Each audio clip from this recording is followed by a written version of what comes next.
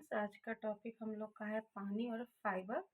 तो सबसे पहले हम लोग जानते हैं ये पानी पानी क्या होता है।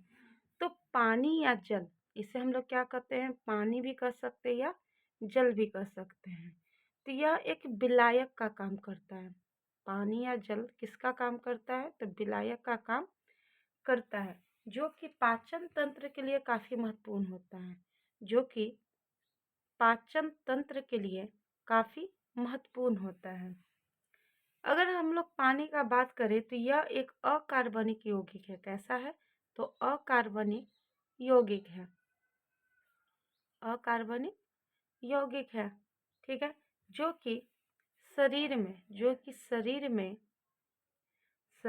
में रस, या इसी को हम लोग जूस कहते हैं, रस या जूस का निर्माण करता है, ठीक है। एंजाइम का भी निर्माण करता है, एंजाइम का भी निर्माण करता है, ठीक है। साथ ही साथ हार्मोन, ठीक है, हार्मोन का भी निर्माण करता है।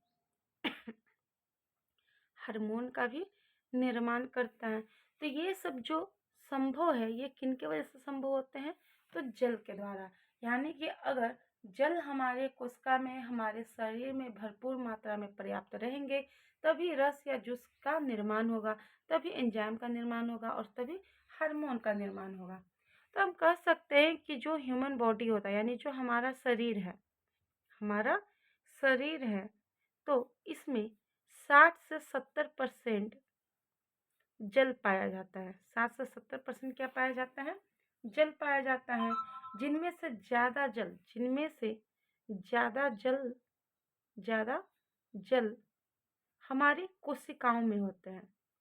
ज़्यादा जल कहाँ होते हैं? तो हमारी कोशिकाओं में मौजूद होते हैं। अगर हम लोग बात करें तो जैसे मान के चलिए ये बॉडी है, यानी कि शरीर है, और इस शरीर के अंदर क्या है? जल है, जो कि 100% है, जो कि क्या है? 100% है। इसमें से अगर दो पार्ट में से डिवाइड करें तो एक को हम लोग कहते हैं 55% और एक को हम लोग कहेंगे 45%। तो 55% जो जल रहेंगे वो हमारे सेल में प्रेजेंट रहेंगे, यानी कोशिका में प्रेजेंट रहेंगे, और 45% जो जल है वो अदर, जैसे हार्मोन हो गया, एंजाइम हो गया, रस हो गया, ये सब में मौजूद होते हैं। अगर हम लोग बात करें कि अगर पानी की कमी हो जाए, तो चलिए बात करते हैं। अगर पानी की कमी हमारे शरीर में हो जाए, पानी की कमी अगर हमारे शरीर में हो जाए, तब क्या प्रॉब्लम हो सकता है? तो यहाँ पे परसेंटेज के तौर पे मैं बताती हूँ। मान लीजिए 5% की कमी हुई है, यानी कि पानी की कितनी कमी हुई है? 5%। तो आपको प्यास लगेगा। आपको क्या लगेगा? प्यास लगेगा। अगर मान के चलिए कि 10% की कमी होगी, यानी कि आपके शरीर में पानी की कितनी कमी हुई? 10%। तो आपको यहाँ से डिहाइड्रेशन हो सकता है। क्या हो सकता है? डिहाइड्रेशन, जिसमें ORS का घोल ये सब पीना पड़ता है, ठीक है। अगर मान लीजिए कि 20% की कमी हो जाए, हमारे शरीर में क्या हो जाए? पानी की कमी कितनी हो जाए? 20% की कमी हो जाए, तो हम कहाँ जा सकते हैं? कोमा में। कहाँ जा सकते हैं? कोमा में, या हमारी मृत्यु भी हो सकती है। तो इसमें हम खुद कह सकते हैं कि जल हमारे लिए काफ़ी महत्वपूर्ण होती है। अगर हम लोग शिशुओं और वयस्कों का बात करें, ठीक है, तो शिशुओं में वयस्कों की तुलना में, शिशुओं में वयस्कों की तुलना में जल की मात्रा ज़्यादा होती है, यानी कि वयस्क की तुलना में शिशुओं में क्या होती है? जल की मात्रा ज़्यादा होती है। और पानी से हमें, जो हम लोग पानी पी रहे हैं, तो पानी से हमें ऊर्जा या कैलोरी प्राप्त नहीं होती।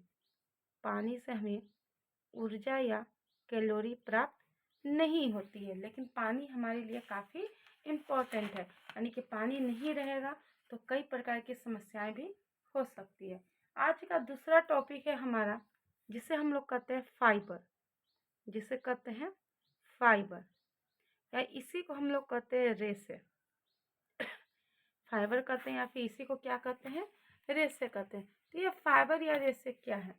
तो अगर इनका प्राप्ति स्रोत कहें प्राप्ति स्रोत। तो हम लोग मोटे अनाज हो गए, फल हो गया, सब्जी हो गया, ठीक है। तो ये सब के सेवन से हमें फाइबर, ये सब की प्राप्ति हो सकती है, ठीक है।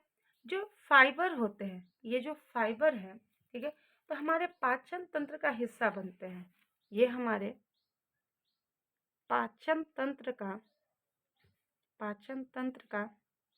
हिस्सा बनते हैं, पाचन तंत्र का हिस्सा बनते हैं, किंतु इनका पाचन नहीं होता, ठीक है। लेकिन फाइबर का हम लोग पाचन नहीं कर पाते, फाइबर का पाचन हम लोग नहीं कर पाते हैं, बल्कि ये हमारे आमाशय के आयतन को बढ़ा देता है।